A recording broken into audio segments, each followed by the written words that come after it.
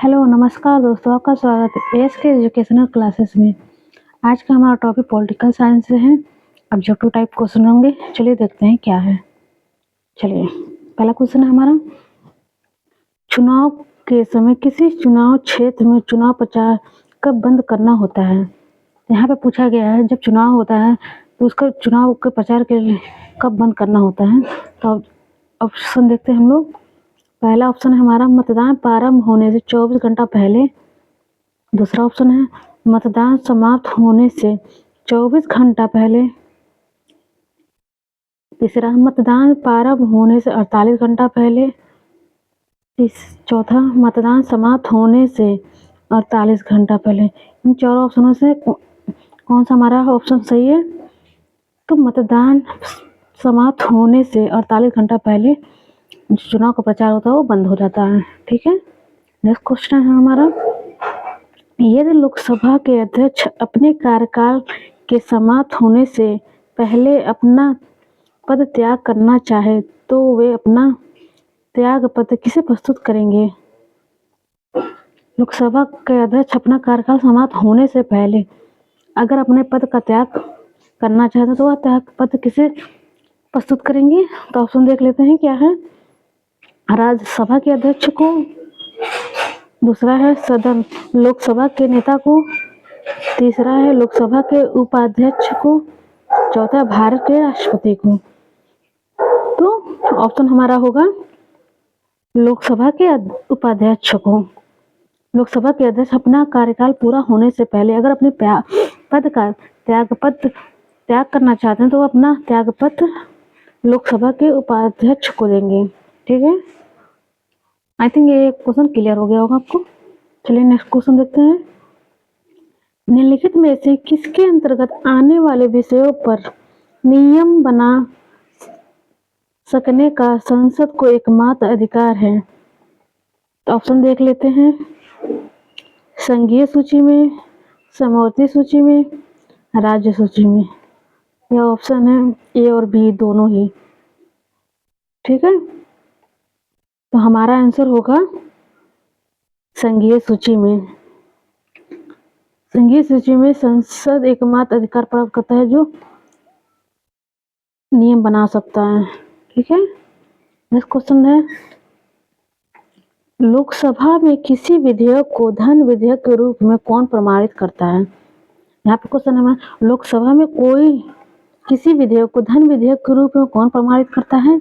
Option है हमारा राष्ट्रपति, दूसरा वित्त मंत्री, तीसरा प्रधानमंत्री, चौथा लोकसभा का अध्यक्ष। तो ऑप्शन हमारा सही होगा, लोकसभा का अध्यक्ष जो होता है लोकसभा में किसी भी विधेयक को धन विधेयक के रूप में प्रमाणित कर सकता है, वो लोकसभा का अध्यक्ष होता है। ठीक है। नेक्स्ट क्वेश्चन है हमारा, ये सारे वन लाइनर क्वेश्चन है ऑब्जेक्टिव टाइप के। सारे क्वेश्चन किसी न किसी एग्जाम में आए हुए हैं, इसे ध्यान से देखिएगा आप लोग। नेक्स्ट क्वेश्चन है, जब भारत के उपराष्ट्रपति को राष्ट्रपति के स्थान उत्पन्न रूप में काम करना होता है तो उन्हें कितना वेतन प्राप्त होता है। यहाँ पे क्या गया, भारत के राष्ट्रपति को उपराष्ट्रपति को राष्ट्रपति के स्थान के रूप में काम करना होता है तो उसे कितना वेतन प्राप्त होता है। तो ऑप्शन देखते हैं, राज्यसभा के सभापति का, राष्ट्रपति का, संसद सदस्य का, या फिर ए और बी दोनों। तो हमारा आंसर होगा राष्ट्रपति का। कोई भी भारत के उपराष्ट्रपति अगर राष्ट्रपति के पद पर कुछ समय के लिए कार्य करते हैं तो उन्हें राष्ट्रपति के तहत ही जितना राष्ट्रपति को वेतन मिलता है उतना ही मिलेगा। ठीक है। ये तो हमारा है क्वेश्चन। नेक्स्ट क्वेश्चन है, भारत के निर्वाचन आयोग द्वारा किसी दल को पहले एक राष्ट्रीय दल के रूप में अमान्य घोषित करके बाद में फिर से मान्यता प्राप्त कर दी गई तो उससे क्या कहते, कौन सी पार्टी थी वो। तो ऑप्शन देख लेते हैं, भारत का साम्यवादी दल। नेक्स्ट ऑप्शन है भारत का साम्यवादी दल मार्क्सवादी। नेक्स्ट ऑप्शन समाजवादी दल, नेक्स्ट भारत का रिपब्लिकन दल। तो है हमारा ऑप्शन ए, भारत का साम्यवादी दल है।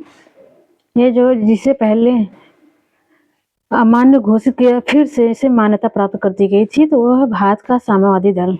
ठीक है, नेक्स्ट क्वेश्चन है हमारा, भारतीय संविधान की प्रारूपण समिति के अध्यक्ष कौन थे? जो भारतीय संविधान की प्रारूपण समिति के अध्यक्ष कौन थे? तो ऑप्शन हमारे देख लेते हैं कौन थे। पहला ऑप्शन है डॉक्टर भीमराव अंबेडकर, दूसरा ऑप्शन है पंडित जवाहरलाल नेहरू, तीसरा डॉक्टर राजेंद्र प्रसाद, चौथा जे.बी. कृपलानी। इन चार ऑप्शन में से कौन सा ऑप्शन सही है? तो हमारा ऑप्शन है सही ए, डॉक्टर बी.आर. अम्बेडकर जो थे भारतीय संविधान के प्रारूपण समिति के अध्यक्ष थे। तो ऑप्शन ए हमारा सही है। ठीक है, नेक्स्ट क्वेश्चन है, संसद के दोनों सदनों के समक्ष वार्षिक वित्तीय विवरण किस अनुच्छेद के अंतर्गत प्रस्तुत किया जाता है? तो ऑप्शन देख लेते हैं, अनुच्छेद 74, 74, अनुच्छेद 112, 112, अनुच्छेद 268, 268, चौथा ऑप्शन है हमारा अनुच्छेद 370, 317। हमारा ऑप्शन कौन सा सही है? आप लोग कमेंट बॉक्स में बताइएगा। ठीक है, जिसको भी आता है इस टाइप का क्वेश्चन, तो आप लोग आंसर जरूर बताइए। देख कितने क्वेश्चन आप लोगों के सही हो रहे हैं, इससे पता चलेगा। ठीक है, तो ऑप्शन हमारा है सही, अनुच्छेद 112। क्वेश्चन कह रहा है संसद के दोनों सदनों के समक्ष वार्षिक वित्तीय विवरण किस अनुच्छेद के अंतर्गत प्रस्तुत किया जाता है? तो अनुच्छेद 112 के अंतर्गत। ठीक है, नेक्स्ट क्वेश्चन है हमारा, सर्वोच्च संप्रभुता किसका अनिवार्य लक्षण है? तो जो सर्वोच्च संप्रभुता है वो किसका अनिवार्य लक्षण है? तो ऑप्शन देख लेते, राज्य का है, या समाज का है, या फिर सरकार, या फिर संसद। इन चारों में से किसका होगा? जो सर्वोच्च संप्रभुता किसका अनिवार्य लक्षण है? तो राज्य का है। ठीक है, ऑप्शन ए हमारा सही है। नेक्स्ट क्वेश्चन है, किसी राज्य की विधानसभा के अधिकतम सदस्य कितने हो सकते हैं?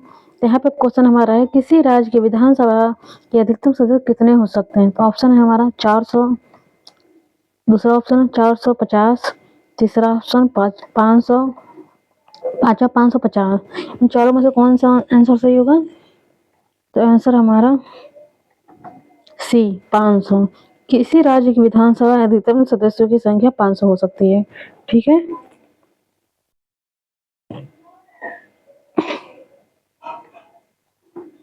ये थे आज के हमारे पॉलिटिकल साइंस से रिलेटेड क्वेश्चन।